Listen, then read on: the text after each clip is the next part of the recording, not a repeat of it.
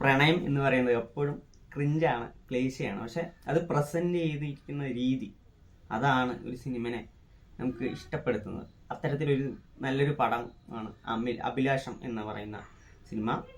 സിനിമയുടെ സംവിധായകൻ എന്ന് പറയുന്ന ഷംസു സായിബയാണ്. പുള്ളിയുടെ ആദ്യ പടം നോക്കിക്കഴിഞ്ഞാൽ ചിലപ്പോൾ നിങ്ങൾ കാണാൻ ഇത് കൂട്ടാക്കണം എന്നില്ല. മണിയറയിലെ അശോകൻ എന്നുള്ളൊരു സിനിമയാണ് പുള്ളി ചെയ്തിട്ടുള്ളത്.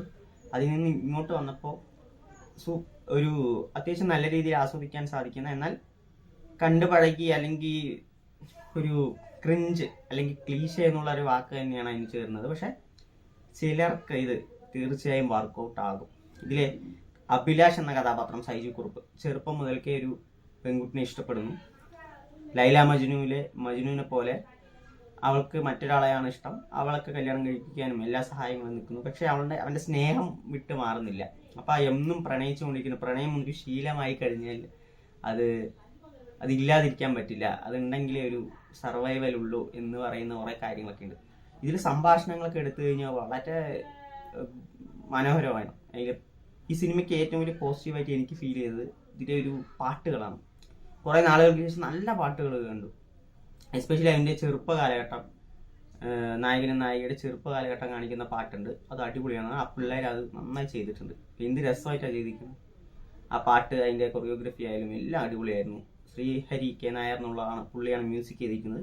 ഗംഭീര പാട്ടുകളാണ്. നല്ലൊരു ഫീൽ ഗുഡ് മൂവി കണ്ട ഒരു ഫീലാണ്. ഇടയ്ക്കൊന്ന് സിനിമ അതായത് ഈ സിനിമ ഞാൻ പറഞ്ഞു ചെറുപ്പം തൊട്ടേ എന്നെ ഇഷ്ടപ്പെടുന്നു. ഒടുവിൽ അവളുടെ ഭർത്താവ് മരിച്ചതിന് ശേഷം നാട്ടിൽ തിരിച്ചെത്തുന്നുണ്ട്. അതിന് ശേഷം ചെറിയ പരിപാടികളൊക്കെ ചെയ്യുന്നുണ്ട്. അവളോട് ഇത് പറയാൻ അന്നും ഇന്നും പറയാത്ത സ്നേഹത്തിന് എപ്പോഴും വിലയില്ല എന്ന് പറയുന്ന പോലെ അത് പറയാൻ ശ്രമിക്കുന്നതും അതിൽ നടക്കുന്ന കുറച്ച് കാര്യങ്ങളൊക്കെയാണ് സിനിമ പറയുന്നത്. അപ്പോൾ ഇടയ്ക്കൊന്ന് സിനിമ ഡൗൺ ആയി പോകുന്നുണ്ടെങ്കിൽ പോലും അത്യാവശ്യം കണ്ടിരിക്കാവുന്ന ഒരു ഡീസൻറ്റ് മൂവി ആയിട്ടാണ് അഭിലാഷം എന്ന സിനിമ എനിക്ക് അനുഭവപ്പെട്ടത്. പെർഫോമൻസ് വൈസ് എല്ലാവരും നന്നായിരുന്നു.